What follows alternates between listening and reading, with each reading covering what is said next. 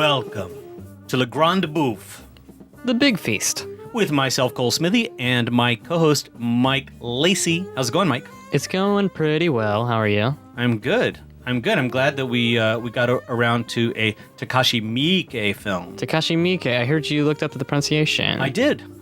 This was my second Takashi Miike film. I saw one at Cannes a couple years ago. Oh yeah, Zombie Apocalypse, or what was it? Yakuza Apocalypse. A Yakuza Apocalypse. I'll never forget that title. We just did, kind of, but... Well, yeah, but I mean, I know. Yeah, you got it. It's that, like, amazing combination of concepts right there. Yeah. That's a green light from the title. Yeah, from the title. Yeah. That thing got money right away. That movie is really action-packed and ridiculous through and through, over the top, and has all kinds of zombies and stuff. This is, I think, what more people think about him. This comes to mind a lot more before Yakuza Apocalypse, and it's a real different kind of movie. Right, and I think this is the movie that really introduced him to Western audiences. But he's quite a prolific filmmaker. I think he's made over 100 films, if I'm not mistaken. Yeah, he makes like 5 or 10 films a year or something like that. It's insane. That's a whole Unbelievable. That's a whole other system. That's like golden age of Hollywood, kinda. Like some people did that, but that's over the top. Yeah. So, what are we drinking to go with this movie? Well, it's so good of you to ask. This is a Japanese ale brewed with green tea and wasabi from BAIRD Beer. And it says, Wabi-Sabi, Japan Pale Ale. Quiet simplicity and subdued refinement in this herbal JPA.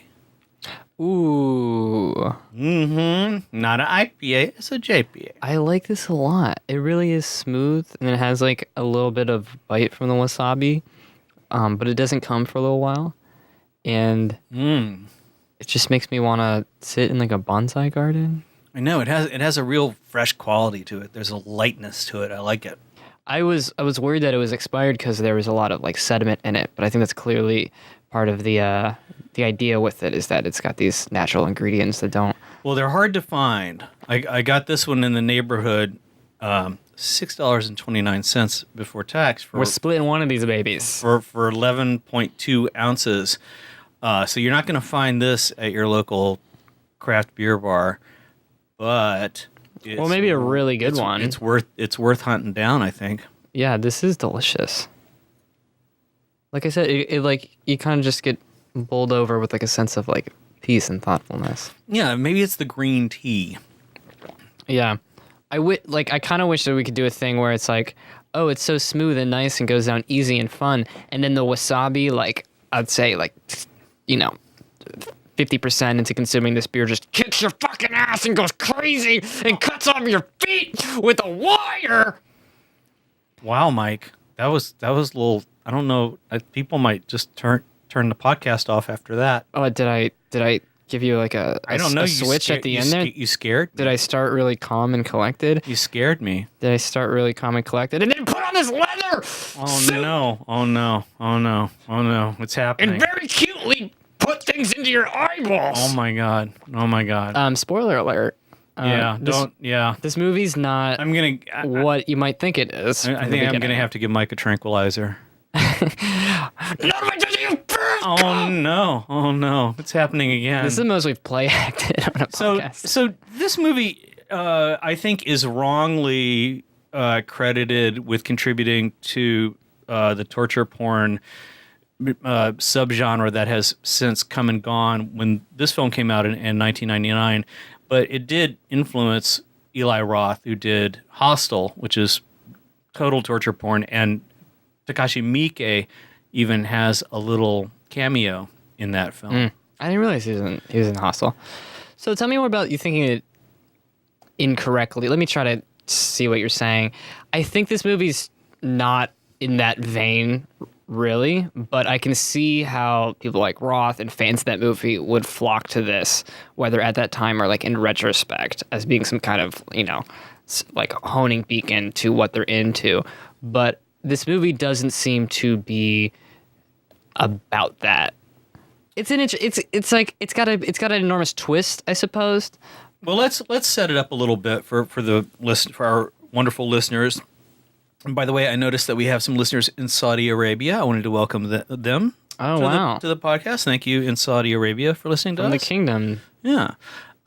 So this movie, it's about a widower who has a teenage son, and the son really thinks that his dad should try to find a girlfriend. He's kind of disconsolate, but he's got a friend who is a movie producer. Yeah, Dad's a TV producer. And so they come up with this, they concoct this scheme that they will pretend like they're making a movie to audition. It's real girls. 80s sex comedy kind of vibe. You know, and it's got that speed dating. The audition sequence, I thought, is really, for me, one of the great centerpieces of this movie, because the way the editing, the way it's cut, the way the lighting is, you know, when you have those flashes, when the editing's really quick, and I thought that it's really telling about, you know, this late 90s era of Japanese women.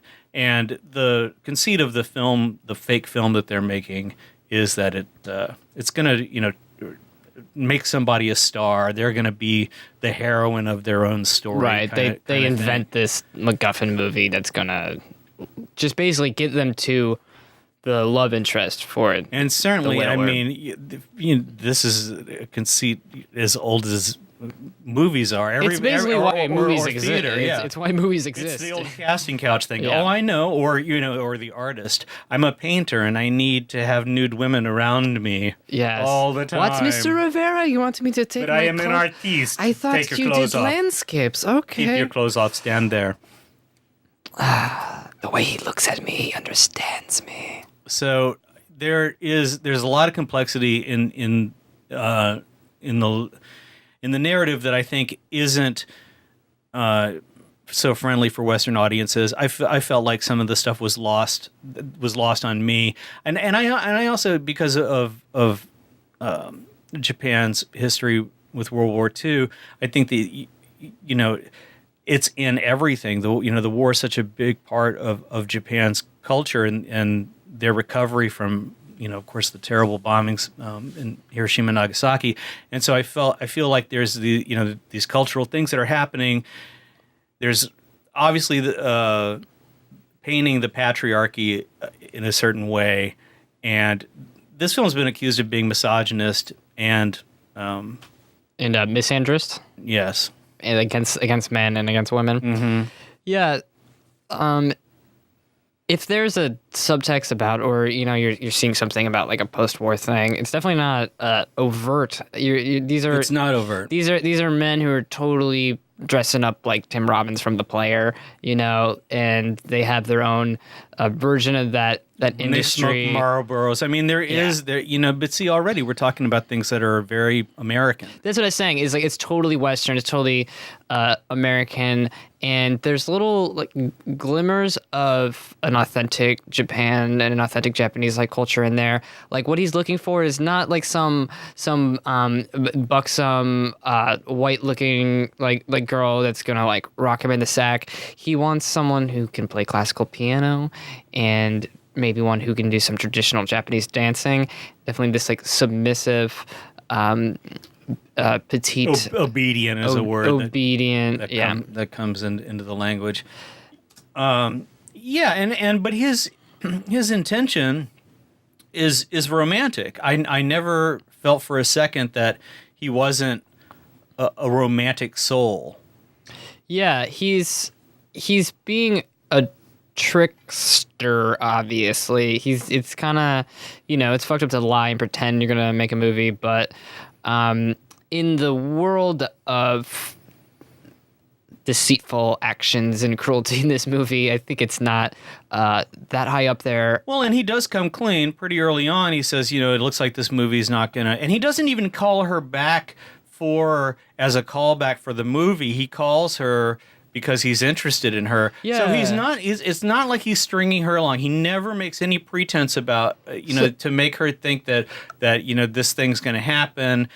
He never raises her hopes at all in that area. I'll put it out there now. I'm not sure I get what happens in this movie, and I want to unpack the plot a little bit in its specifics of who does what actions and like what the morality of that. Well, They're trying to get towards the end, like why? But I also wanted to point out that it's a 2-hour movie and things don't really heat up till the last half hour.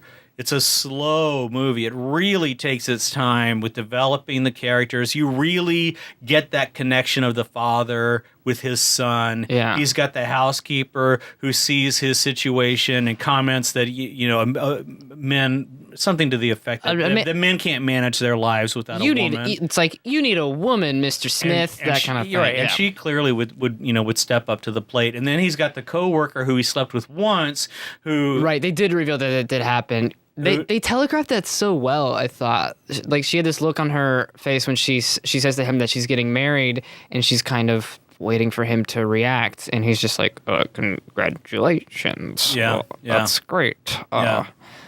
So you were talking before we started recording about this book that you've been reading about sociopaths, and I think that that's relevant in the context of this story because there's one character with a conscience, and there's one who clearly does not have a conscience. Yeah, I'm totally into true crime lately. I'm loving this book called The Sociopath Next Door by Martha Stout, and I'm seeing them everywhere. But I'd like to look at the characters in this movie and ask, is this cartoonish violence? Are these transparent characters that commit these things, or is there a well-rounded person who is like a sociopath? Like, what's Miike doing here? Is there really thought about what it is? Or one version of this movie is, you think it's going to be kind of a romantic comedy, like, almost like these high school things where, like, he asked the nerd on a date, but he really didn't like her, but then she takes off her glasses and she's totally hot. Like, is that, first of all, like, I can't watch this movie I hadn't seen it, but I knew to some extent what was going to happen. What is this movie going in blind? Like, were people sideswiped thinking that... Yes, people were totally sideswiped. That's amazing. I wish I could do that. Yeah, in 1999, people were totally sideswiped by this film. It does get pretty horrifying toward the end when she breaks out with the torture stuff, and there is a little war link in some of the devices that she uses. She uses in World War II would have been piano wire. Piano wire, yeah. And so she decapitates her ballet instructor with piano wire. So even the choice of using piano wire has a link to World War II. But I think, you have to look at the characters and her history. He's smitten with her. She's very, she comports herself very well. She was a ballet dancer who was injured, and there's almost some kind of grotesque of the body Cronenberg stuff that happens where in one scene she's hunched over and you see her spine sticking up out of her neck. Remember that?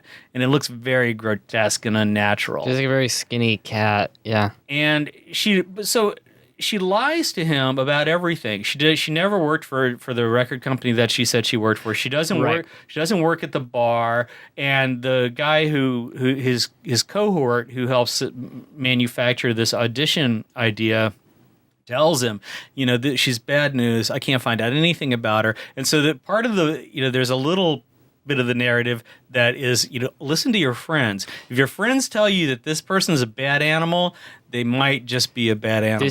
This is where the sociopath comes up, is don't be misguided. Listen to your instincts or your friends.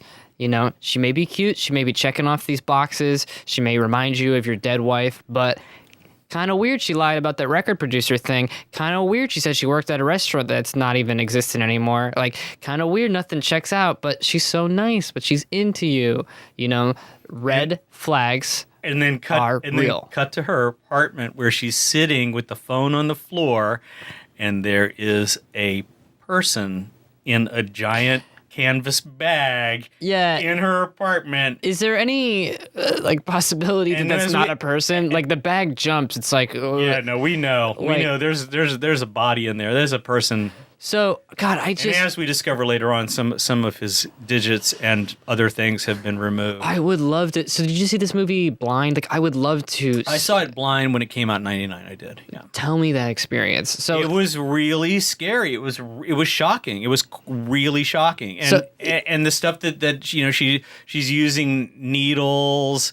I mean, if you've seen Misery, this makes Misery look like Cinderella. Oh yeah, but even But just watching it and plot wise, it's like, okay, this widower, this is kind of a fun like the speed dating thing. Okay, all right, he's going on this date with this girl. She's like pretty lame. I hope she's like, actually super like interesting or something. Blah blah blah blah blah. And then she's like, oh, like he's not calling her. She's waiting by the phone. And then this fucking bag jumps. Like what? Yeah. Like I can't imagine. She's got a prisoner. Yeah, so what's your reaction to that? She's feeding him with a dog bowl. Your reaction is, there's some messed up shit going on, man. I knew there's like crazy torture stuff in it. I couldn't remember. I watched like part of this in college. I couldn't remember. You know what I thought this movie was? I thought it was those two guys lure a girl into like an extended like weekend audition, and then kinky sex goes wrong, and then like cut her into pieces or some shit.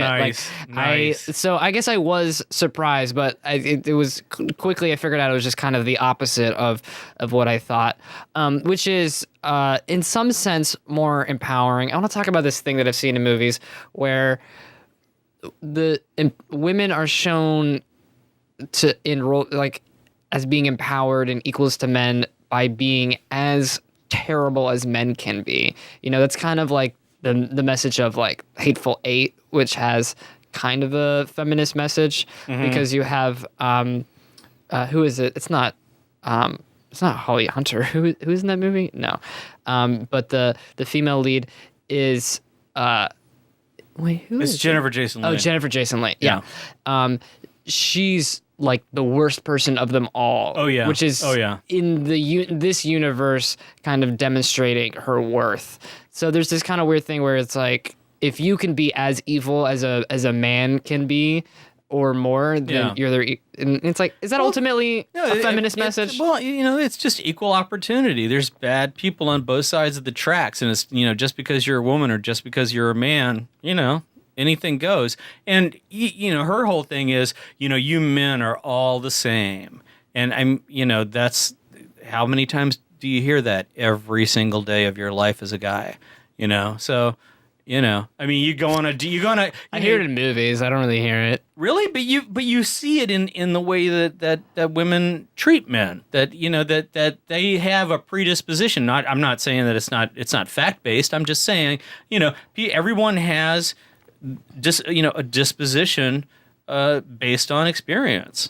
Yeah, I mean, I feel like I'll get lumped into like white boys on the internet. There's a lot of screenshots of guys saying things on the internet, and I think I would get lumped in with these white boys, BOIS. Though I try not to be, I try to BOYZ. No, BOIS. White boys. Bois. White bois. Don't even try, Cole. You don't get it, man. Bois blanc. You're not on the apps, man. If you're not on the dating apps, you don't know. It's cold out there. It's cold as hell.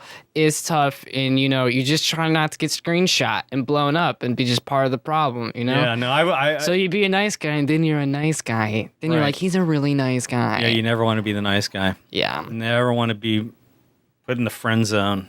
Well, so I've been thinking more about like the whole thing of this Gen Xer versus Millennial thing. Yeah. And if we really play it up, I think it's just me like problematicizing like everything we talk. I think it kind of happens too. I think I'm a lot of like, well, Cole, I don't want to go on the record saying something like that. And it's just, oh man, so much of being young now is navigating. When this movie came out, Craigslist was hot and heavy. That's where all the action was. I remember 1999 very well, and there was There was a lot of action on Craigslist. This movie is kind of similar in plot to Under the Skin. Did you see that? The Scarlett did. Johansson, like Irish film. Is from Ireland? Yeah, well, I guess. Are you 'cause debating if it's Irish or if it's no, if it's just like what the similarities are. I mean, she's certainly she's a sociopath.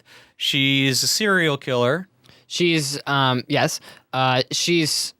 And also the film is revealing the naiveness of men who don't look at like if women were as ignorant as men are able to be towards a sociopathic woman, like all women would be like murdered all the time. Like women have to Yeah. be on such high alert to predators out there where a man can be getting red flag after red flag after red But flag. you know, this guy's intentions are pure. He takes her on a little vacation. He's not wasting any time. He's going to propose marriage right out of the gate. Before he even sleeps with her, he's going to propose to yeah, her. he's not like He's a textbook example of a really simplistic guy. There's not much to figure out about this guy. it's not. Yeah, I'm trying to figure out if it's a morality movie. That's why I wanted to go through the plot. Like, is this kind Well, of it is based on a book. So let's clear the air about that. It's not, Takashi Miike did not I don't got write time this. to read all these books. No, you don't have to read the book, but I it's watched the movie, so I didn't have to read the book. No, I hear you, but it's important to know that it's based on a novel by I hope I don't mess up the pronunciation I bet you're gonna do great. too You're much. gonna do great, man. But it's Ryu Murakami is the author of the novel. Wait, is that Murakami? Is in like the Murakami? What's Murakami? Ryu Murakami. Oh, isn't Murakami like a? He's got a lot of books. He's very famous, right? This is I wouldn't this be is a Murakami surprised. that I should have read if I was like a cool hipster living in Brooklyn making a podcast. I think I should have read a lot of Murakami already. Yeah, well, he's also a filmmaker. Oh man. And it says that Aren't I informed? Murakami's novels explore human nature through themes of disillusion, drug use, surrealism, murder, and war set against the backdrop of Japan. Yeah. His best-known novels are Almost Transparent Blue, Coin Locker Babies, and In the Miso Soup. Maybe he's what I'm thinking about. So, yeah, and so there you go. This film does have some surrealistic elements, and there's a nightmare dream sequence that is or isn't, and I like that. I really like the way that Miike plays with the violence, because he puts you really in it and keeps you there. But even when she's torturing him, you're seeing it through her really, objectively beautiful face.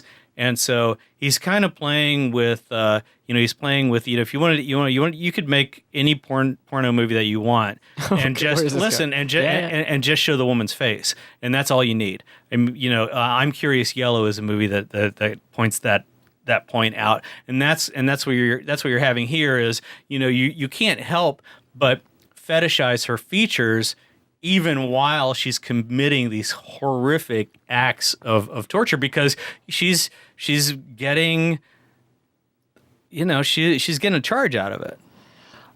Yeah, I do agree. Yeah, I guess I agree with you. There's something about that performance that's really interesting, where you kind of get why this actress was cast in that scene. This character really comes alive, and like she's in her zone, man. She's in her like Zen space. She's like a flow state. Like this is what it's all about for her. This is what it's all about for her. And for serial killers, it's about that conflation of the sexual impulse with the violence and inflicting on other people and demonstrating your power. I think my true crime podcast knowledge something. I think she's a power control killer. I wish I was better at Japanese pronunciation. Her name is Ihai Shina. Ihai Shina. She's a power control killer, I believe.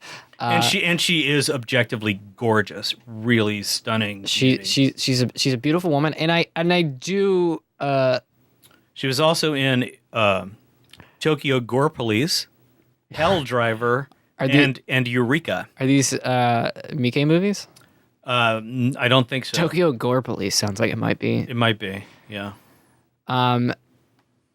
Yeah, I think I think Tokyo Gore Police is Yoshihiro Nishimura.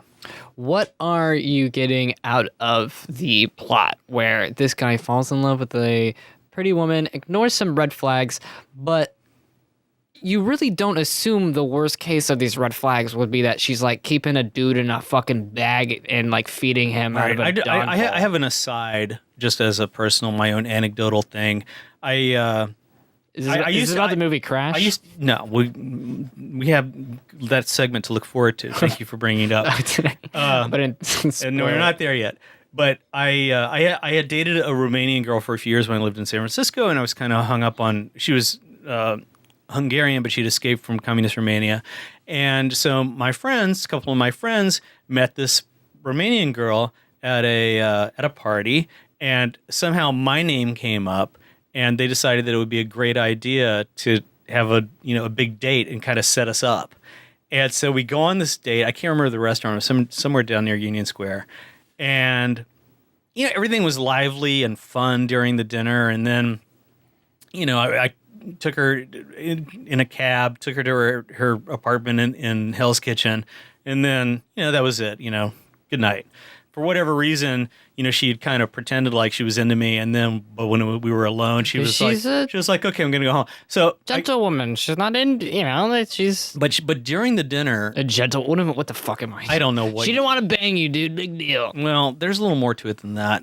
Because during the dinner, she very proudly displayed for all at the dinner table her vampire fangs, and so she. Yes, it's like true. Plastic? No, she really did. Her teeth were really. She had fangs in her mouth. Her teeth came complete. Her canines with a set of fangs. They were fangs. Okay, they were not. This isn't like, oh yeah, that's a little. Those teeth are a little longer than the others. No, these were Dracul fangs. And don't forget, these are implants. What are you talking about? Oh, see, this is where she had implants, dude. No, she did not. She's too young for that. She was like 22, 23. So you can't have, but wait a minute. I left out the most important thing. She was from Transylvania. Okay, from Transylvania. I was gonna make that joke. So I get home, and I go to sleep, and I have the most horrific nightmare of my life, where my friend and I, who was at the dinner. We had to cut off her head and then dispose of the body, and the whole dream was about us driving around with her body trying to get rid of it. Crazy! I've never had anything like it. I woke up in a cold sweat, and I just felt so relieved that she had not invited me into her apartment, and that's the end of my story. Cole? Yes, sir. That's a fucking insane story. Pretty nuts. Here's the thing. I think what needed to happen was for you to invite her into your apartment. Uh-huh. Then she could come inside because they need to be invited. Right. Then she could feast on you. I know. It's a good thing I didn't do that. Also, I never saw or heard from her again. Maybe she turned you down. Thank the good Lord that doesn't exist. Because you had the wrong blood type and she wasn't interested. It could be. Maybe she was, kind of like a skim milk kind of girl. And you're like... A positive, by the way. What blood type are you? I'm A positive. Yay. Dude, blood brothers. You know how I remember that I'm A positive? Because A+. Because it's the only test I got an A+ on. There you go. Nice. And when's your birthday? We don't know anything about your birthday either. You don't know when my birthday is? No, when's your birthday? My birthday's in February 16th. So what? I don't know what that... What I'm an Aquarius. Oh, Aquarius, water. The water bearers. I see. Yeah. I'm Leo, so fire. We got fire and water. Gen X and Millennial and fire and water. Interesting. Very interesting.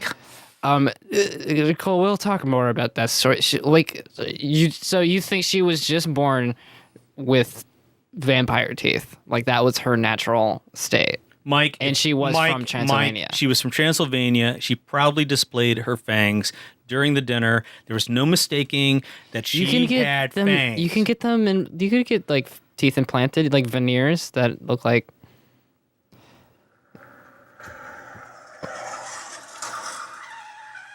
Uh-oh. You know what that means?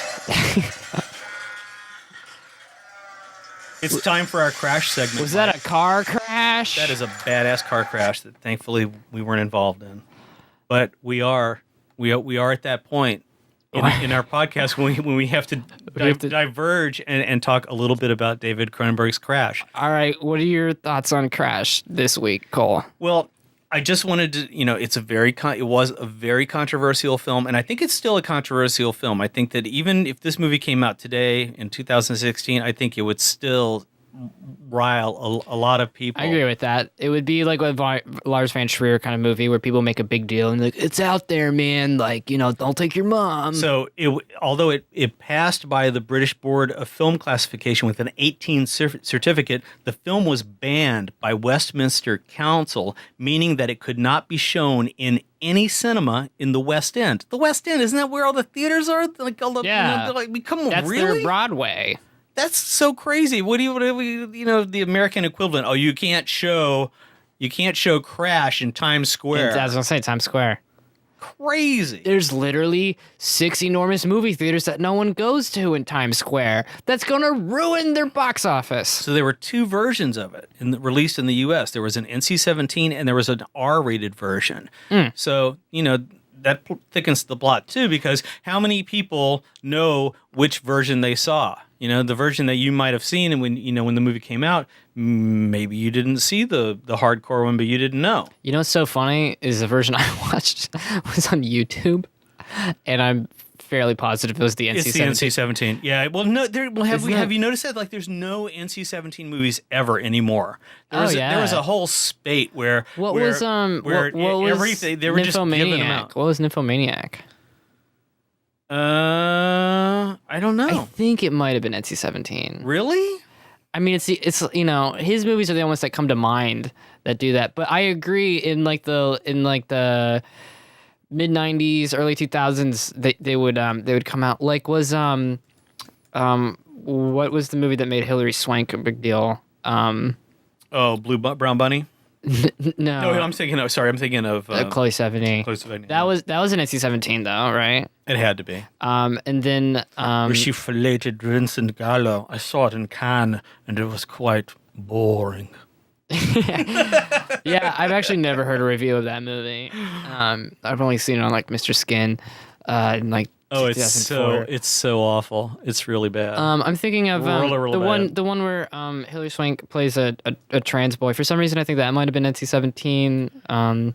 Yeah, but it was the whole like indie thing. You almost had it going for you. It was like viral marketing to have a movie that was like too raunchy now for they don't rate movies. It was Nymphomaniac was just not rated. Oh, so that's what they do. It's like the equivalent, kind of, But it's interesting because it brings up the different distribution models that you can go now. When Crash came out, to make any money and to have anyone see it, you have to get in movie theaters. Well, how do you get in movie theaters in America? You have to go past all these fucking Christian soccer moms, literally, who have just imposed themselves arbitrarily onto the industry. And and they in some ways have ties back to like the McCarthy movement and shit. And but what's really changed all that is just streaming. It's just porn, because there's nothing that you can't see, and not to mention just general horrible acts of violence, decapitations and stuff that no one should ever have to look at. That we have access to that. There's ISIS videos. Yeah, so it's really taken the bite out of going to what you see when you put down your $8. The emergence of porn's really made movies similar to Crash not just rely on having and by emergence I mean like mainstreamization is like just having like the people naked and like having sex isn't enough to bring them out, like you actually need to use that in a cinematic and like storytelling way, because I keep bringing up Nymphomaniac, but it was extremely explicit. But I thought the sexuality in that movie, and let's compare this to Crash because this is a segment about Crash. Yeah, I thought the sexuality. You saw Nymphomaniac? Loved it. I loved it too. Loved it. I thought sexuality. Oh, by the way, I did want to give a quick shout out. Hold that thought for just 1 second. I did want to give a shout out because Boys Don't Cry came out the same year as the audition. So Boys Don't Cry, which is a classic 99, great movie of LGBT cinema, directed by Kimberly Pierce. Was that NC-17? That was rated R, starring Hilary Swank, Chloe Sevigny, Peter Sarsgaard, and there's a couple of other people mentioned. Brendan Sexton III. What heavy hitters of indie cinema are in that movie? What a great movie. Nuts. I could watch it right now. It's really good. Yeah. Really good. It's not NC-17, so let's take it back. Yeah. But I was saying, so the sexuality in Nymphomaniac is very non-erotic in a way. It's shot kind of documentary-like. Like, I wasn't, like, aroused by it at all. And I find that really fascinating because they are objectively attractive people, but it has a... like, you're more concerned about, like, it's, like, context in the plot and, like, the characters, that you're not just like, ooh, wait, I'm seeing Gwyneth Paltrow's boobies right now. I hope my mom doesn't walk in. Right, yeah. Well, and I think that, you know, that's the genius of the movie, is that it in the way that it treats the sex that happens. You know, it's in the context of an addict. So, you know, this is somebody who's got to get off with different people 3 times a day. And that's, you know, that gets to be like washing the dishes. Oh, I got to eat another hot dog. I mean, you know, you got to eat. You got to, you know. Yeah, there's sort of I almost want to compare it to like a heist movie thing where you're like, you're thinking about like the mechanics of like what they're going to do next, and like how are they going to get away with this, and are they going to like get caught or hurt, right? And you're not really like you don't get pulled into the sexuality of it. Where with Crash, to bring it back to the segment topic, I think there is a bit more of just like trying to make you aroused like against your will in a certain way. Like there's like it's juxtaposing the grotesque and the erotic for the point of being like, what is normal? What is sexuality? Like, do you like this? What does that mean about you? Like, you just feel Cronenberg just like the camera's like pointed back at you, and he's like right above the camera, being like, "Are you liking this? What's going on? Right. Well, your pants feeling tighter? What's that about? You little sick weirdo." Well, that's, you know, but you know, there's all this confluence of ideas and communication and lack of communication. And I think that's what we have in Audition. She is somebody who was abused in Audition. She was, as a child, her ballet instructor burned her on her inner thigh, and presumably he did much worse things to her. And so her thing is she likes to cut feet off. So she's already taken out her revenge on her ballet instructor, because she cut his feet off, and now he wears a pair of like skin feet over his stubs, or stumps, as it were. Yeah, I kind of had no idea what was going on in that part of the movie. And then also, you know, we keep talking about the guy in the bag. He somehow related to the bar that she worked, but she says that the owner was a woman, so maybe that's just her lying. And who is the guy in the bag? That's the bar owner, because, you know, when he goes to, but you know, but then, you know, they found body parts at the scene of the crime. In the bar where all the blood and stuff came under the door. She had already cut that guy's stuff off. So maybe there's, you know, this is what she does. There's no telling how many victims she has laid low. She's kind of if I want to put a serial killer label on her, like, compared to somebody, maybe Dahmer. You know, like Dahmer would do these things where he would like drill a hole in someone's head and then pour battery acid, shit like that. Ugh. So he could create like a sex zombie. Ugh. Because he was like a 80% a homosexual. Well, he's 100% homosexual, but he was like 80% a necrophiliac, and so he needed like a little bit of like motion and stuff like that, you know. That's weird. I didn't know all that. It's really so he like had a he did it like at least one time. A twitching dying body. Yeah, that's kind of what he was into. And there are people who like went home with him who reported that he was really like he would drug people, and like that was kind of his jive. You know, I mean, you know, like.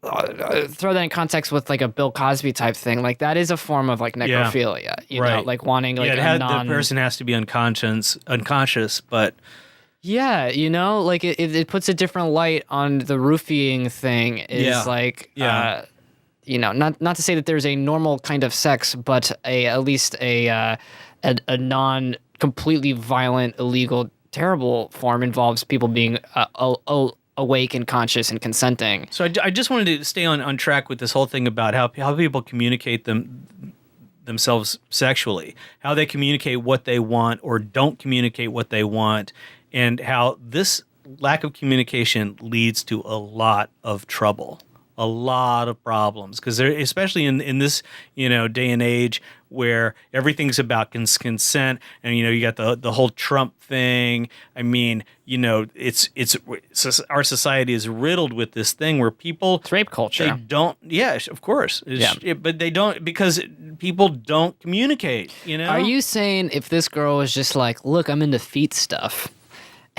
Well, I don't think she. Well, I think he might misinterpret that. I think she'd have to say, like, he would say, obviously, I respect you. I want you as my wife, and we will only have. Don't do a voice. We will only don't do a voice. I have to because I have to do a character. I'm in character. I will respect your body. I will only have sex with you in the missionary position. And of course, her thing is like, well, I really want to cut your feet off and stick, I love that. and stick 1,000 needles in your belly and in your eyeballs. If this took place in 2016, that's a reimagining. That's the reboot of it. Is she's like, here's my bag. All right, here's what I'm into. Because you would never. First of all, people had to. Let me just say to experience, to see this young, lithe girl. She's very tall. Don't say lithe. Oh. She's very lithe. She's a lithe person. What is wrong with that word? You don't like that word? It's just a word, just an adjective.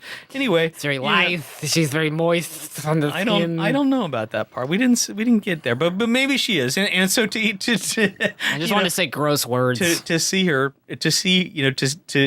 to experience her expressing herself verbally about what she's into would be more shocking, I think, than seeing her doing this stuff.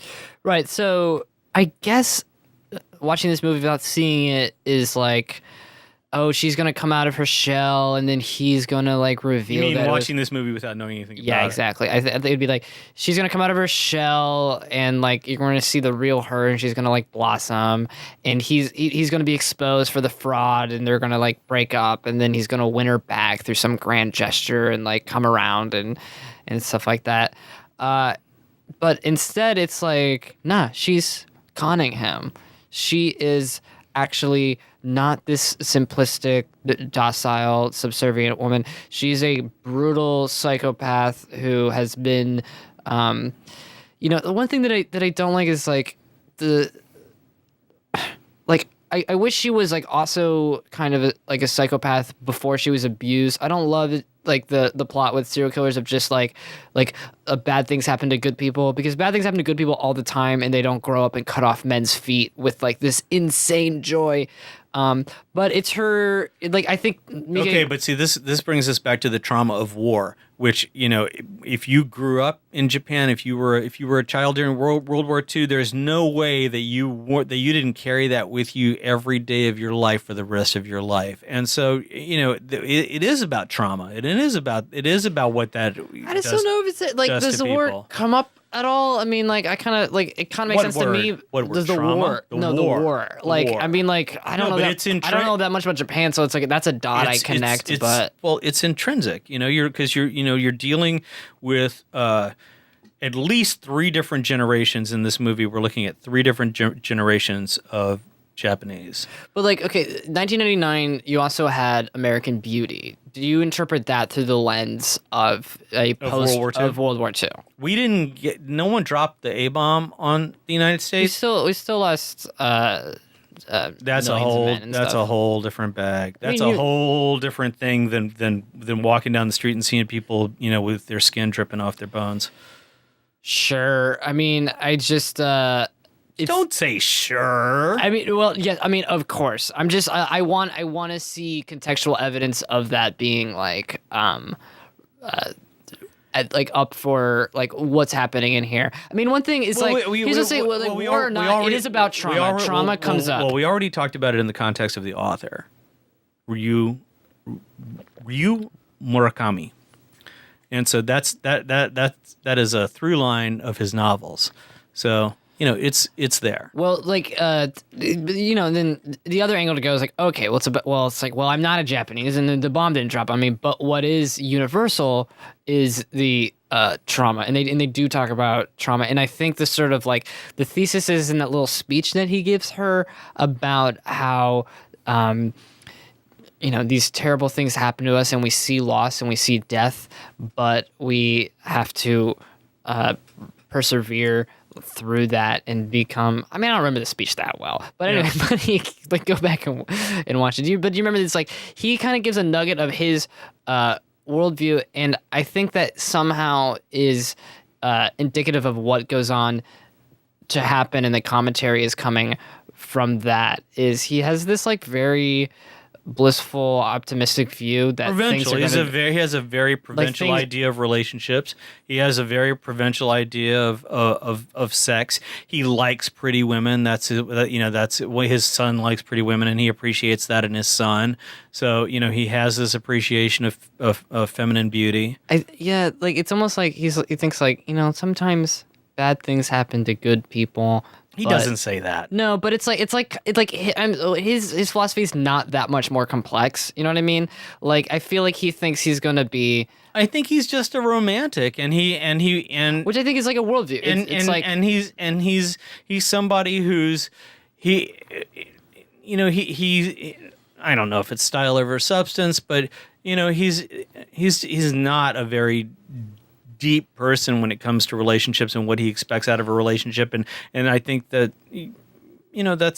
that's just his character. But then he gets totally sideswiped, and the movie gets totally sideswiped by being like, this chick is a brutal psychopath. Well, that's the hook of the movie. I mean, that's the payoff of the movie. But what do you take away from that? Like, what's that saying to you? Well, it gives you a nightmare. It gives you a nightmare. It's a horror movie. I mean, it kind of reminds me of like in the book of Job. I'm gonna get all biblical, okay? Oh, no. But Job loses all his entire family, like all of his possessions, and all of his friends try to like give him these sort of like trite reasons for like why it's okay and that like good things will come from this. And the main character of this movie kind of is like, I lost my wife, but I hope things will be better. And so but Job is like doesn't accept any of these like sort of like just like don't worry, like you'll get it back, it's okay. And then finally God comes to him and he's like, why did I take your wife, and like what did you do wrong? I don't give a fuck about people. Mm-hmm. This isn't scales balancing. You don't do good things and then good things happen to you. He's like, God goes in this whole speech about like, I'm fucking busy. And this is a great line. He goes, I made the ostrich.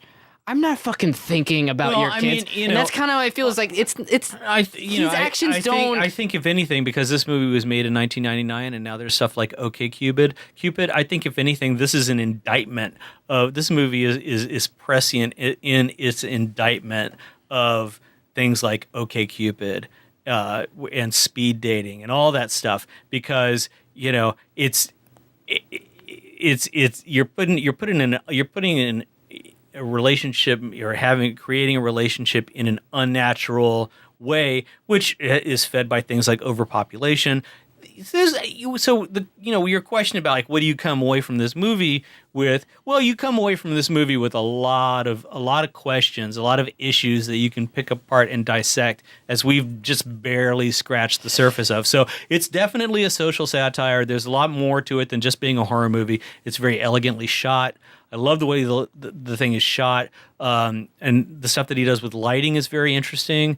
Where scenes, there's a lot of naturalistic lighting, but then there's also these extremes where especially in the dream sequences, where things are very surreal, or when he discovers that the bar where she said that she worked, the stone fish or something. Stone fish. Yeah. Is he a bad guy? Maybe is he a bad guy? Well, see, I think you're having this knee-jerk Western thing where you have to where you feel like you have to categorize people. I never feel that obligation when I watch movies. I don't really. I'm wondering if the movie is trying to say he's a bad guy, and if it's not, then I'm like, okay, cool. It's not trying to do that. But I don't think that the writer thinks about it and thought about it. I don't think he created these characters along those lines. It's just like when someone winds up getting their feet cut off at the end of a movie, and it's shocking.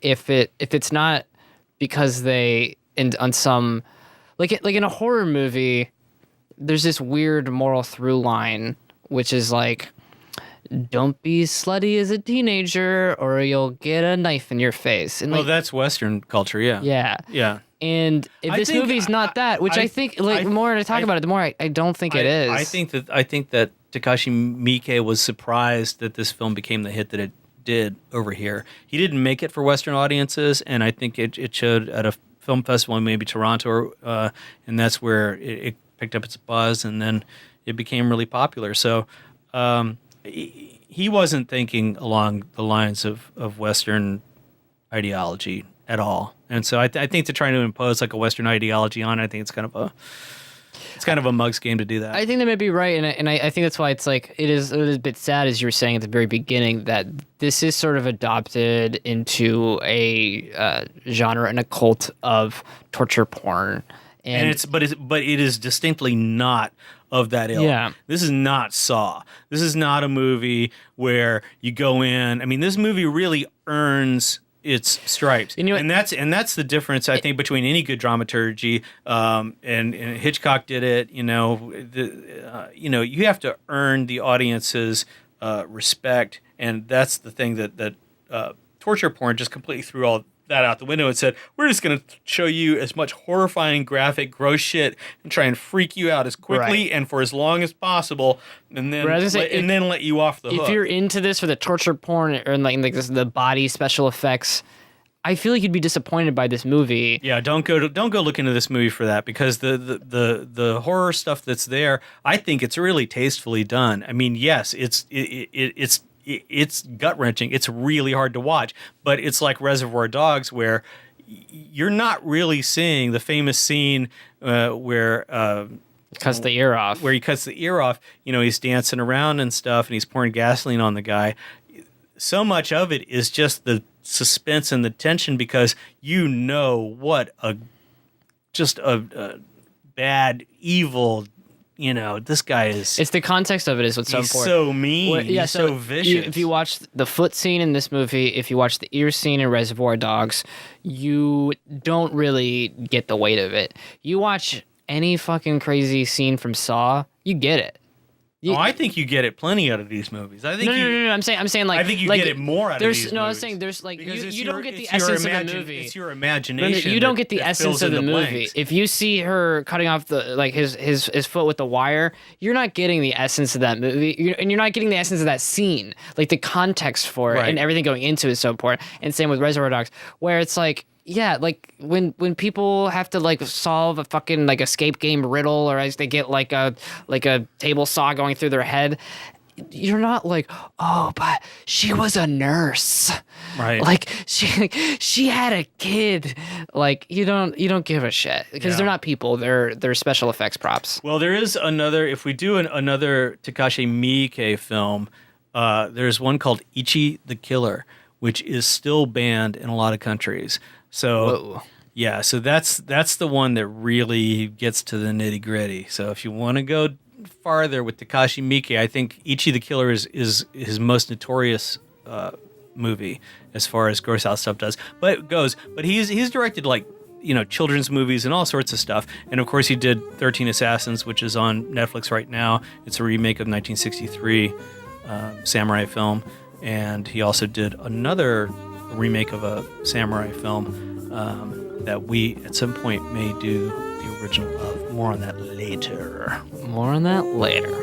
Thank you all for listening. Please remember to turn your cell phones off when you're walking, driving, or watching a movie.